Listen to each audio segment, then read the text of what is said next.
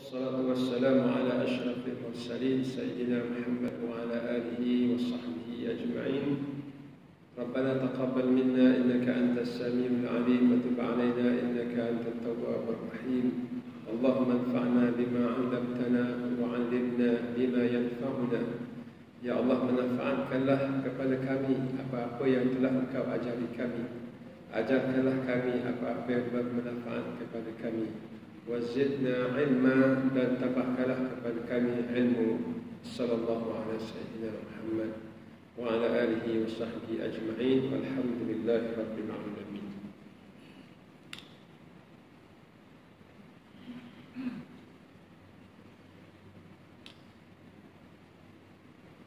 Bismillahirrahmanirrahim. Alhamdulillahi rabbil alamin. Wal 'aqibatu lil muttaqin wa la 'udwana illa 'alal zalimin. Wa nashhadu an la ilaha illallah wa nashhadu anna Muhammadan 'abduhu wa rasuluhu. Allahumma shalli wa sallim ala sayyidina Muhammad wa ala alihi wa ashabihi wa man sara ala nahjihi wa tamassaka bi sunnatihi ila yaumiddin. Amma ba'd. Dalam kuliah sirah kita pada minggu ini, kita mula masuk kepada penurunan wahyu ke atas Nabi Muhammad sallallahu alaihi wasallam. Pada minggu-minggu yang lalu, pada kuliah-kuliah yang lalu, kita telah mendengar daripada Nabi sallallahu alaihi wasallam dilahirkan, kemudian dibesarkan, kemudian kuliah yang terakhir kita telah mendengar berkenaan dengan Nabi kita sallallahu alaihi wasallam dipelihara oleh Abu Talib, bersama dengan beliau berniaga ke Syam, kemudian dikahwini dengan Khadijah binti Khuwailid. Semua adalah persediaan-persediaan Allah Subhanahu wa taala terhadap Nabi sallallahu alaihi wasallam sebelum diangkat menjadi nabi dan rasul, sebelum memikul tanggungjawab yang besar. InsyaAllah pada minggu ini kita masuk kepada permulaan wahyu yang semua kita telah maklumi, iaitu Nabi SAW menerima wahyu daripada Allah Subhanahu wa taala sekaligus menjadi nabi dan menjadi rasul, mengikut kata sebahagian ulama. Sebahagian mengatakan apabila turunnya Iqra ke atas Nabi SAW dan bermulanya wahyu daripada Allah Subhanahu wa taala, ini adalah pelantikan sebagai nabi. Kenapa pelantikan sebagai nabi sahaja? Kerana belum turun ayat yang memerintahkan Nabi SAW menyampaikan kepada manusia yang lain. Surah Iqra, Iqra bismi rabbikal ladzi khalaq. Bacalah dengan nama Tuhanmu yang menciptakan. Khalaqal insana min 'alaq. Allah menciptakan daripada segumpal darah. Khalaqal insana min. Iqra wa rabbukal akram. Bacalah dan Tuhanmu yang paling mulia. Alladzi 'allama bil qalam 'allamal insana ma lam ya'lam. Yang mengajar manusia dengan pen. Walaupun ketika zaman itu pen belum lagi tersebar luas, tak macam sekarang. Nabi pun tak reti menulis dan membaca, tapi Allah Ta'ala suruh membaca. Kemudian disebut juga pen. 'Allamal insana ma lam ya'lam, yang mengajar manusia apa yang tidak mereka ketahui. Semuanya berkait dengan perintah ke atas Nabi sallallahu alaihi wasallam, belum lagi perintah disampaikan kepada manusia yang lain. Sebab itu sebagian ulama mengatakan ini pelantikan sebagai nabi. Kemudian barulah bila turunnya firman Allah Subhanahu wa taala, ya ayyuhal muddaththir qum fa'anzir wa rabbaka fakabbir, dan seterusnya. Wahai orang yang berselimut, bangunlah kamu daripada keadaan kamu yang sedang berselimut itu. Qum fa'anzir, berilah peringatan, berilah berita ancaman api neraka dan sebagainya kepada manusia. Wa rabbaka fakabbir, dan besarkanlah Tuhanmu dan bersihkanlah bajumu, dan seterusnya. Tuan-tuan dan puan dikasihi sekalian, ini bermula kembali perhubungan wahyu di antara Allah Subhanahu wa taala dengan rasul-rasul pilihan. Yang mana wahyu yang terakhir turun adalah kepada Nabi Isa alaihissalam. Kalaulah tahun 2020 ini dikira tahun kelahiran Nabi Isa, seperti yang didakwa, kalau dalam bahasa Arab dia panggil tahun miladiyah. Bahasa kita pun sebut miladi juga. Milad ini maknanya lahir. Jadi kalau tahun miladi maknanya ataupun Masehi. Masehi ini artinya dalam bahasa Melayu Kristian. Jangan kita lupa terjemahan. Kalau dalam bahasa Melayu dia panggil tahun Masehi, mana tahun Kristian. Kalau bahasa Arab dia panggil miladi, tahun kelahiran. Kedua-duanya merujuk kepada tarikh yang dicipta oleh orang Kristian. Maknanya tahun 2020 telah berlalunya kelahiran Nabi Isa alaihissalam. Kemudian Nabi kita dilahirkan pada tahun 570 miladi kelahiran. Bermakna lebih kurang 570 tahun selepas kelahiran Nabi Isa alaihissalam. Maknanya tempoh wahyu tidak turun kepada manusia ini selama lebih daripada 500 tahun. Dalam tempoh 500 tahun itu bermacam-macam kejadian berlaku di atas muka bumi ini. Ataupun kita pendekkan ceritanya, manusia mula menjadi kufur, lupa kepada ajaran yang dibawa oleh Nabi Isa alaihissalam dan juga rasul-rasul yang terdahulu. Dan Nabi Isa membawa agama Islam, Nabi Musa membawa agama Islam, Nabi-Nabi yang terdahulu semua membawa agama Islam. Cuma lepas Nabi Musa tak ada, orang-orang ini dia menyelewengkan agama. Macam ajaran sesat di negara kita, menyelewengkan ajaran yang sepatutnya suci, bersih, tapi diselewengkan mengikut hawa nafsu orang yang menciptakan ajaran sesat tersebut. Jadi Nabi Isa alaihissalam pun sama juga membawa agama Islam, tetapi selepas Nabi Isa diangkat oleh Allah Subhanahu wa taala, pengikut-pengikutnya mengubah ajaran ini menjadi ajaran sesat, mengikut hawa nafsu mereka. Lalu terjadilah agama yang dinamakan Kristian, merujuk kepada Nabi Isa Christ. Sedangkan Nabi Isa membawa agama Islam, bermakna istislam, tunduk sepenuhnya kepada Allah Subhanahu wa taala. Agama Islam ini artinya kita ditunduk dan patuh kepada Allah Subhanahu wa taala tanpa sebarang persoalan. Ini supaya kita benar-benar memahami agama kita. Tapi bila mereka mengubah menjadi Christ, agama itu merujuk kepada Nabi Isa alaihissalam. Agama itu agama Nabi Isa. Sebab itu mereka menamakan Nabi Isa itu Tuhan. Maknanya semua merujuk kepada Nabi Isa.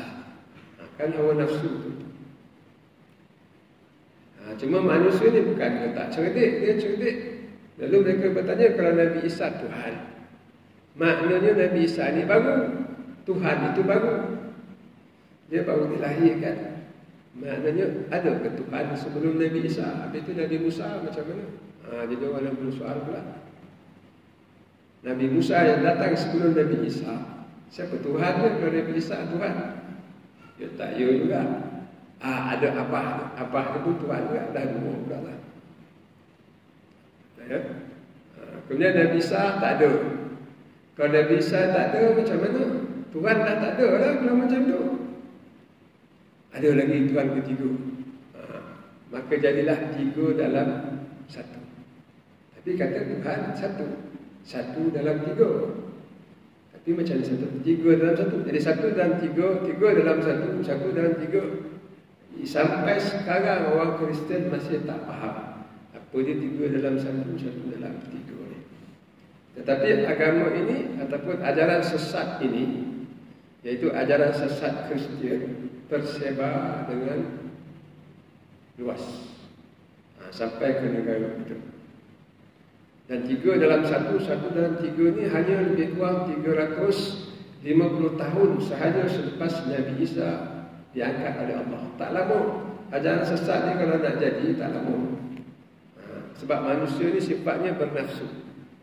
Kalau dia tak tunduk kepada wahyu Allah, maka mereka akan bertuhankan nafsu. Bila bertuhankan nafsu, dia boleh cipta apa sahaja, lebih-lebih lagi sekiranya mempunyai kuasa dan pengaruh.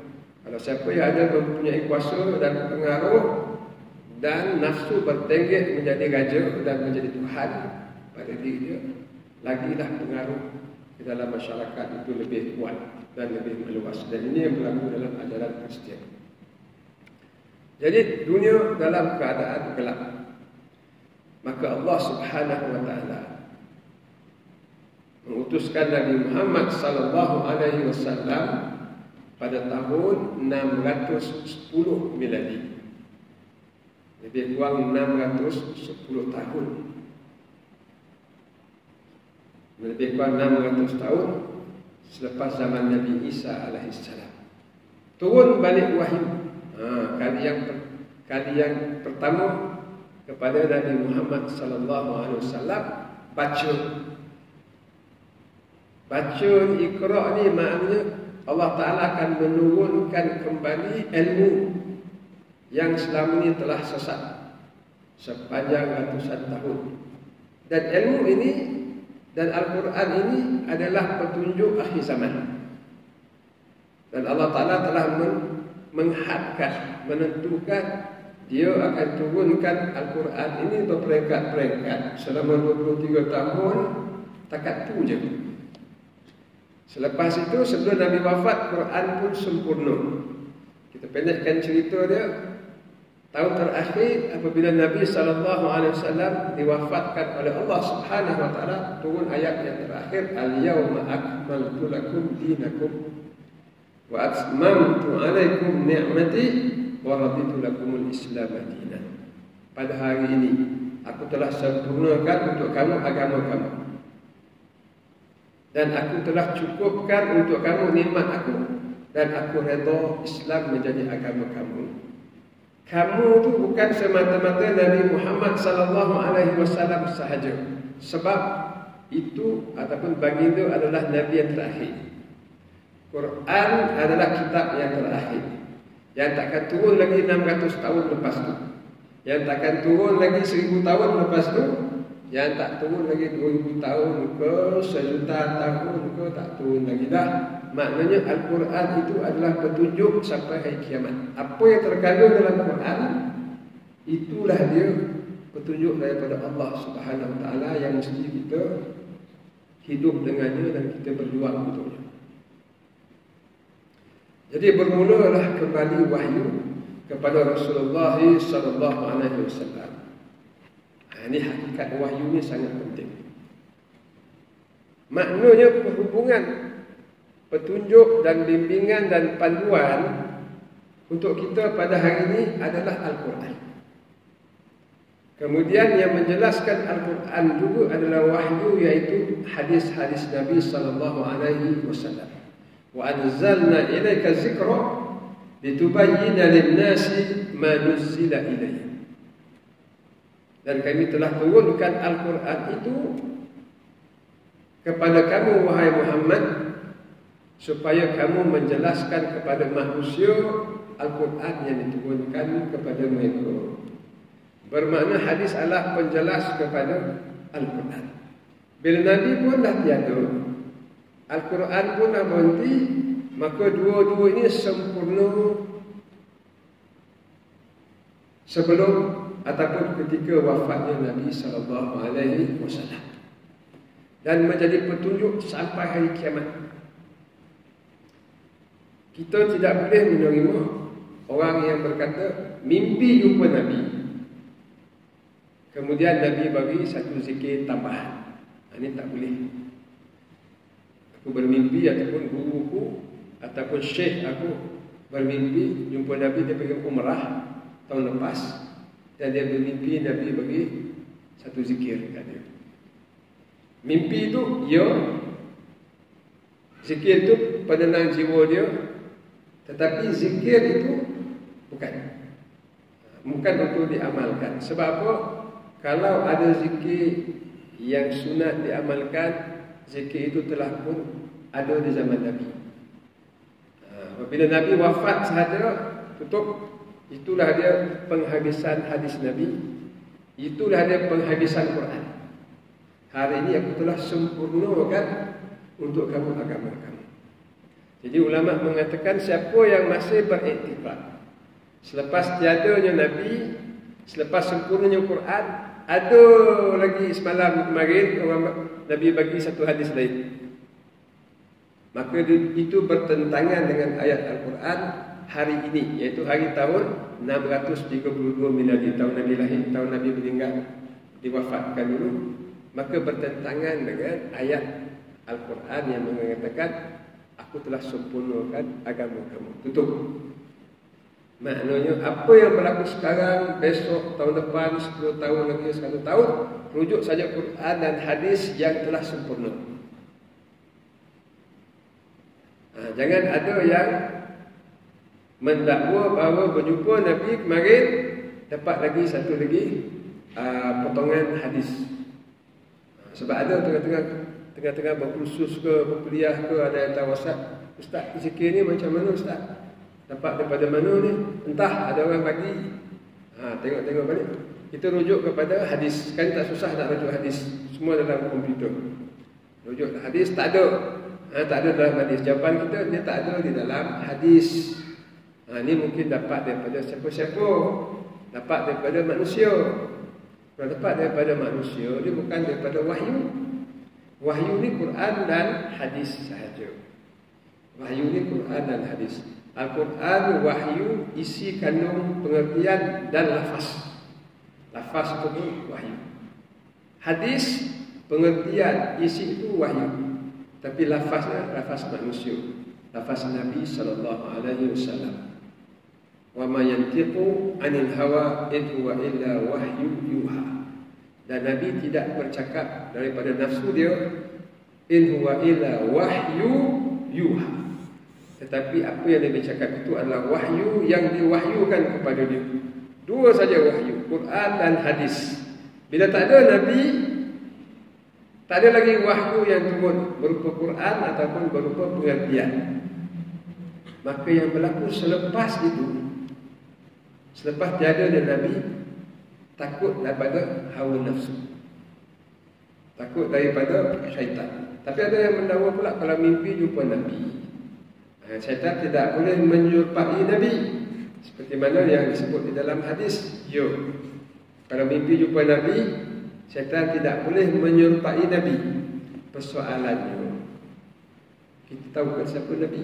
Kalau kita mimpi orang handsome, adakah dia Nabi Muhammad ataupun tidak? Ini pun dibincangkan oleh ulama juga.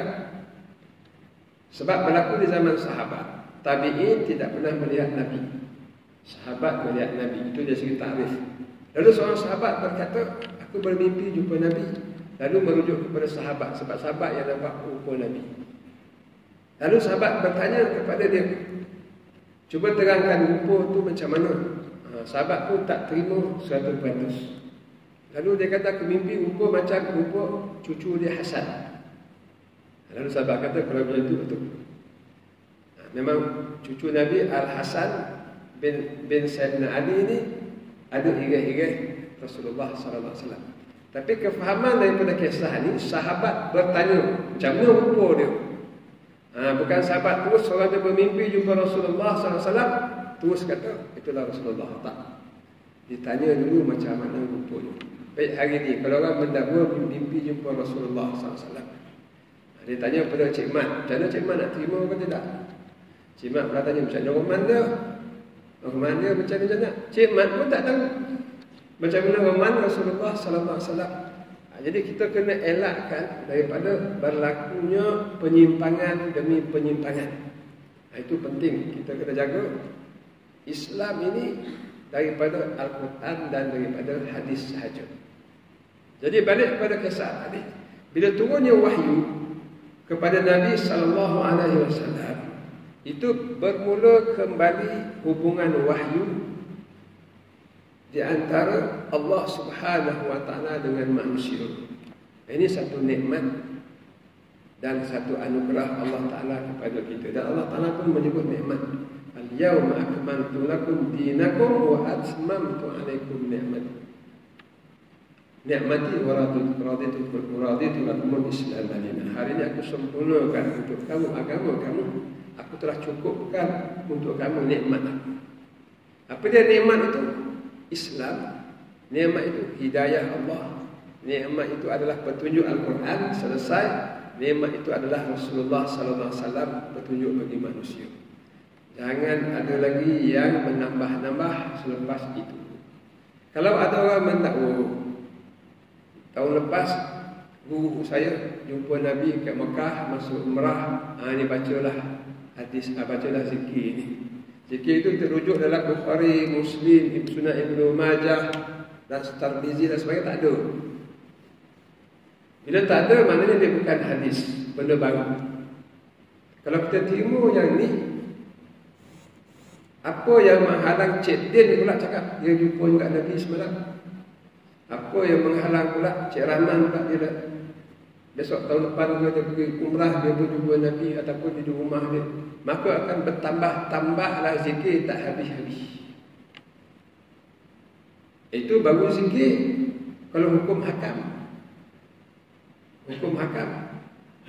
siapa yang buat kesalahan ni, maka inilah balasan untuk dia ke apa-apa.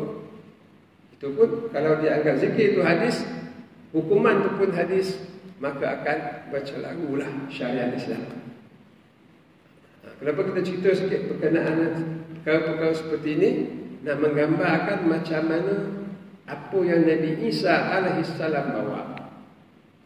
Tak lama lepas tu berlaku penyelewengan. Memang manusia ni kalau tak dijaga betul-betul, tak dikekang betul-betul, mereka boleh merewang-rewang ke sana ke sini. Itu dalam bab yang jelas zikir ataupun hukum hakam. Tapi sebenarnya tuan-tuan dan puan, ideologi, pemikiran juga boleh berlaku penyelewengan dalam masyarakat. Ideologi logik, contohnya LGBT, liwat, gay, lesbian dan sebagainya, hubungan laki-laki dan perempuan. Apa salahnya? Dia pun manusia juga, kita kena terima dia sebagai manusia.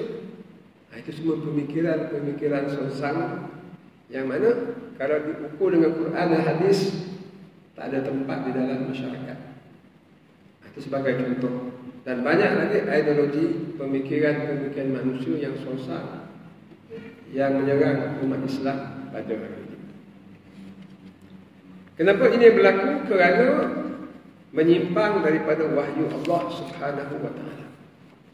Jadi kita fokus sedikit hari ini sempena turunnya surah Iqra kepada Rasulullah sallallahu alaihi wasallam, bukan semata-mata isi kandungan Iqra bismillahirrahmanirrahim khalaq, tetapi Al-Quran yang turun kepada manusia sebagai petunjuk. Yang ini ramai manusia yang kurang memahami bagaimana nak menerima Al-Quran. Ada yang menerima Al-Quran sebagai tilawah sahaja, baca sahaja, tanpa mengambil pengajaran daripada Al-Quran.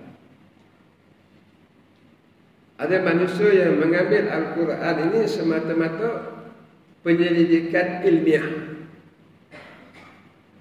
sampai dapat sijil, buat tesis dan sebagainya, setakat itu sahaja. Dapat PhD, dapat pangkat title doktor, selesai. Ada manusia yang mengambil Al-Quran ini hanya sebagai tangkal sahaja, nak menjauhkan daripada syaitan dan peleset. Ini berbagai-bagai ragam manusia. Bukan sahaja hari ini tetapi sepanjang zaman. Mari kita lihat apa sebenarnya cara untuk kita ini menerima Al-Quran. Iaitu dalam kisah ataupun di dalam perbualan di antara tabi'in dan sahabat Nabi Abdullah bin Mas'ud radhiyallahu anhu.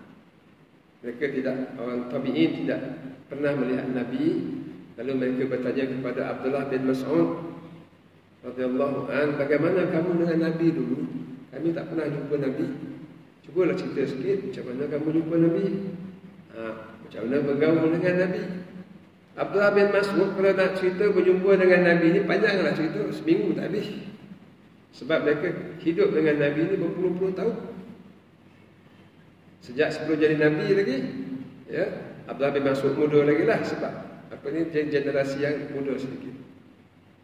Tapi dia simpulkan kehidupan mereka dengan Nabi ini. Berkata Abdullah bin Mas'ud, kana rajulun minna idza ta'allama 10 ayat. Kami dulu dengan Nabi, kalau kami belajar Quran 10 ayat sahaja. 10 ayat sahaja. Fala nujawizhunna, dan kami tak tambah lagi lebih daripada 10. Hatta na'rifa ma'anihinna wal amal bihinna, sehinggalah kami betul-betul faham apa tuntutan-tuntutan daripada Al-Quran tersebut, dan sehingga kami amalkan apa yang ada di dalam Al-Quran. Ini bermakna sahabat dulu bila dia turun dari Al-Quran pada Nabi dan Nabi sampaikan kepada mereka, mereka dengar tu, terus mereka kata, kita nak buat apa ni? Kita nak buat.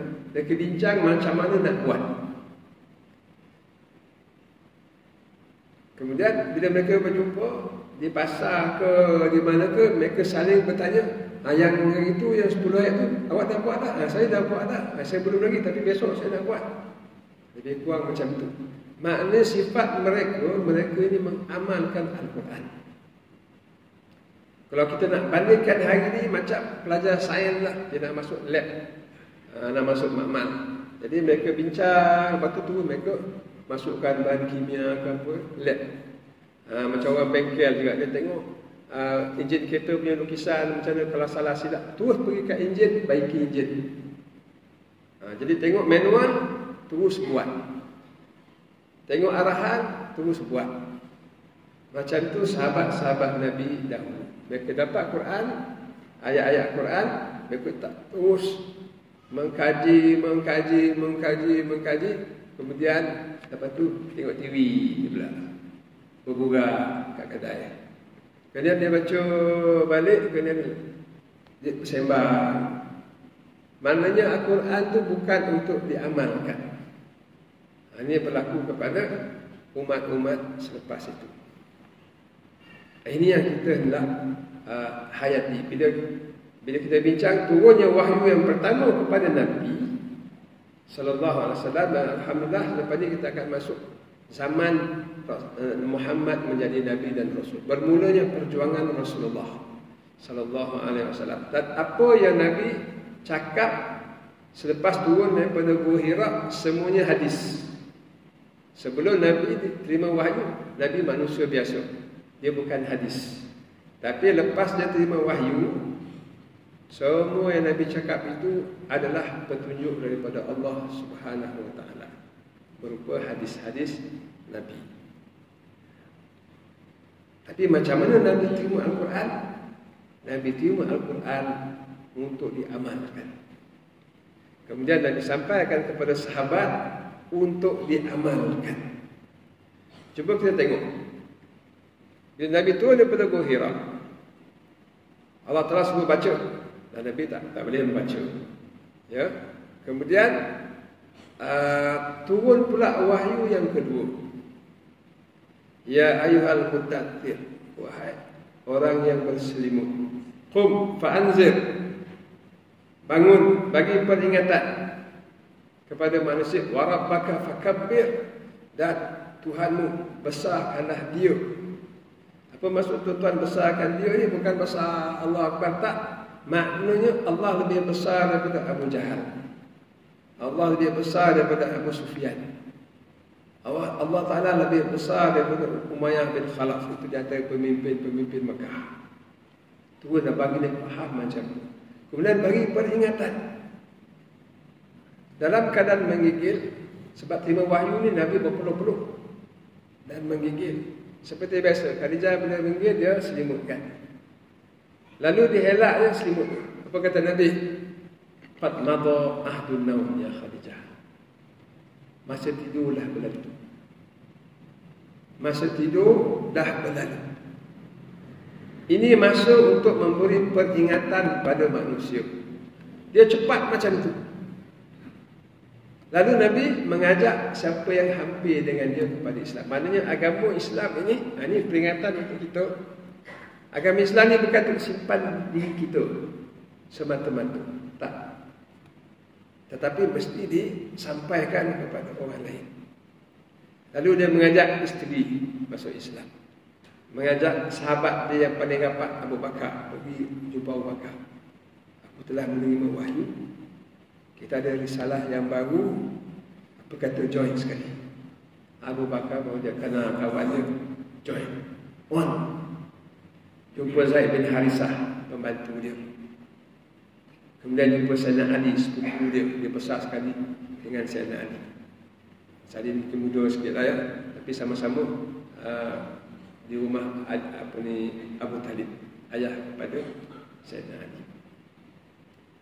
Di sini Nabi SAW terus mengamalkan apa yang Allah Subhanahu Wa Taala tulis di dalam Al-Quran, sampaikan di dalam Al-Quran. Kemudian tengok pula reaksi sahabat bila Abu Bakar menerima Islam. Apa yang turun kepada Rasulullah?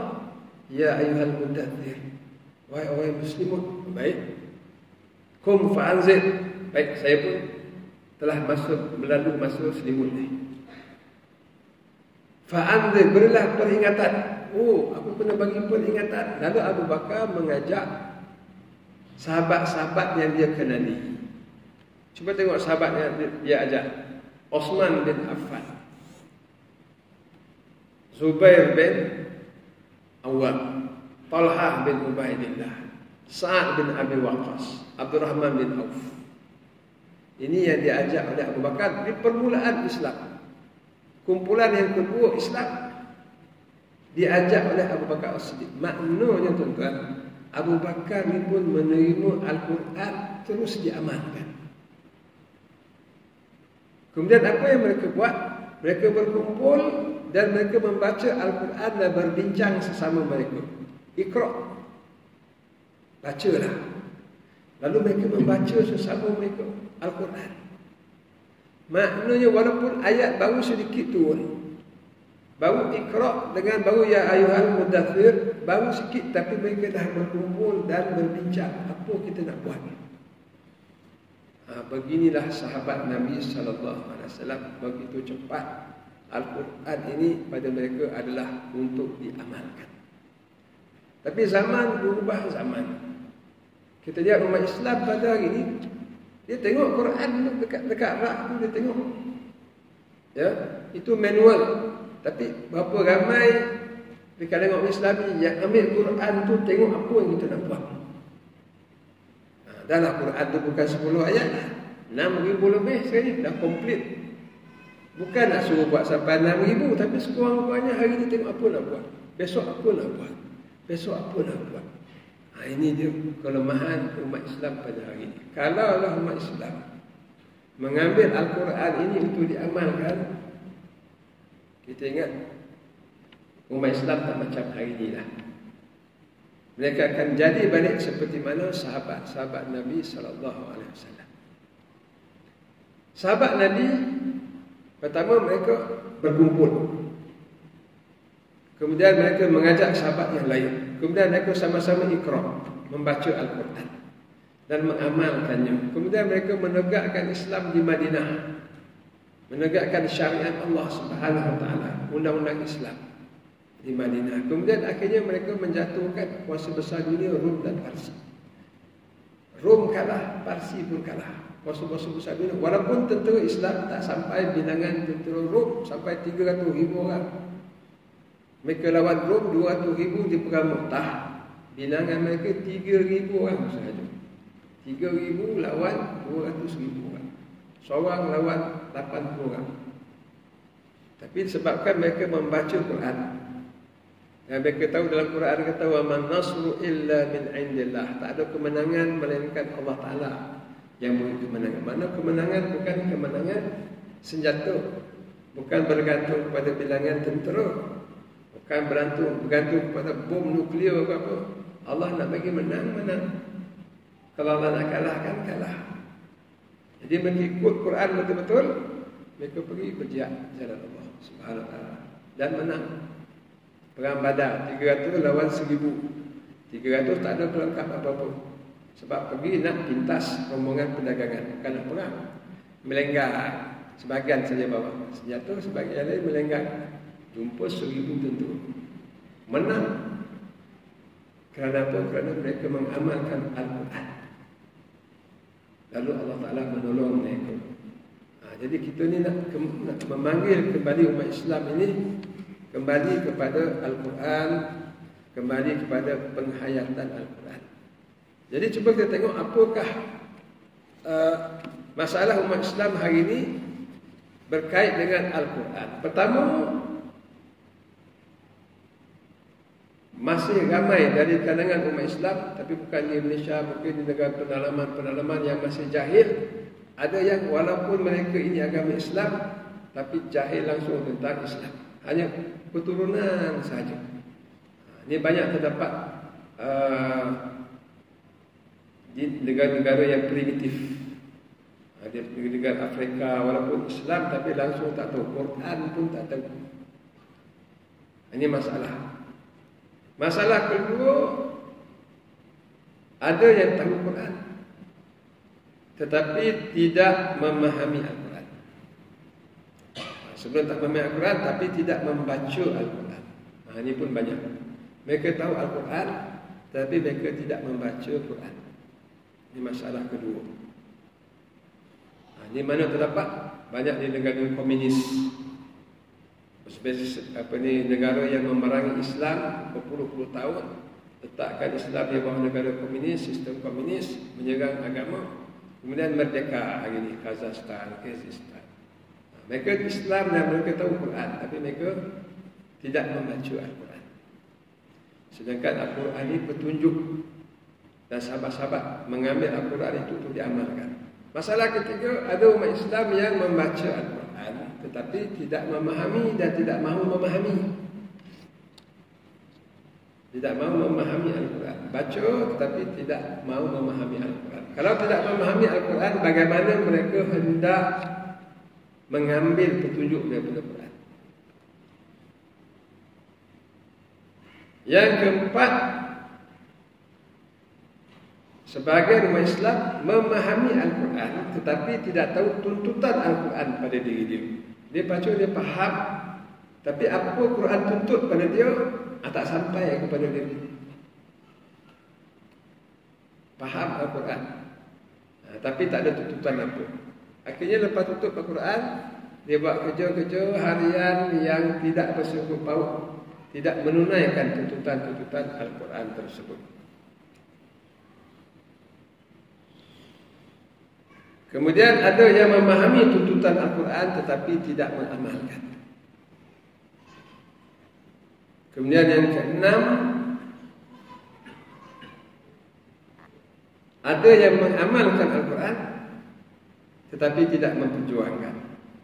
Maknanya untuk diri dia, dia tak perjuangkan supaya orang lain pun turut sama menghayati Al-Quran. Dan ini belum tentu lepas daripada tanggungjawab di depan Allah Subhanahu Wa Taala. Ini kita nak ingatkan. Sebab apa? Sebab kita baca wal as, innal insana lafi khus illa alladhina amanu wa amilus solihat wa tawassaw bil haqq. Demi masa semua manusia kerugian. Semua manusia di dalam kerugian kecuali 4 orang yang ada 4 sifat. Dia beriman, beramal soleh, belum tentu lagi ni, wa tawassaw bil haqq. Dia berpesan orang lain dengan kebenaran. maknanya mesti memperjuangkan Al-Quran kepada orang lain. Mesti dia berpesan kepada orang lain juga, buat Al-Quran ni, amalkan Quran ni.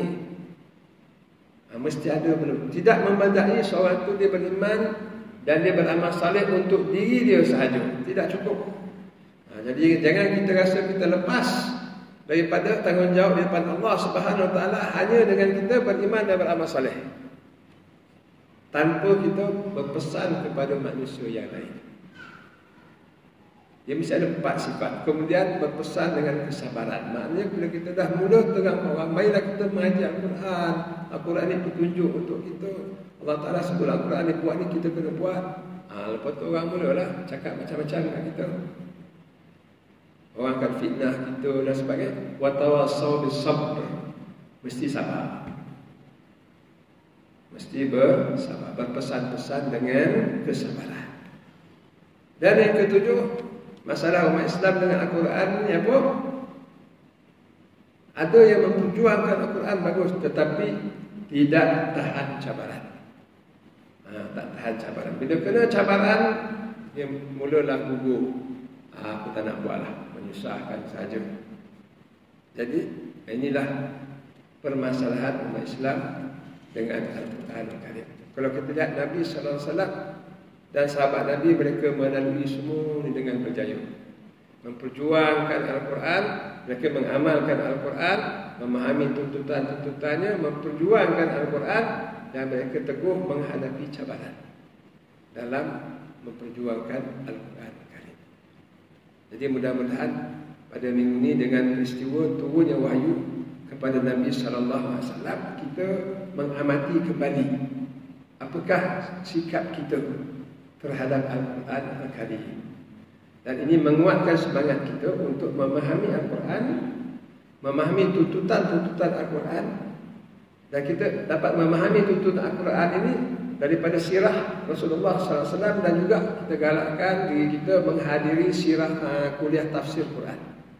Tafsir Al-Quran. Daripada tafsir Al-Quran kita dapat memahami apakah tuntutan Al-Quran ke atas diri kita. Kemudian kita memperjuangkan Al-Quran dan kita sabar dalam menghadapi cabaran-cabaran yang bakal kita terima.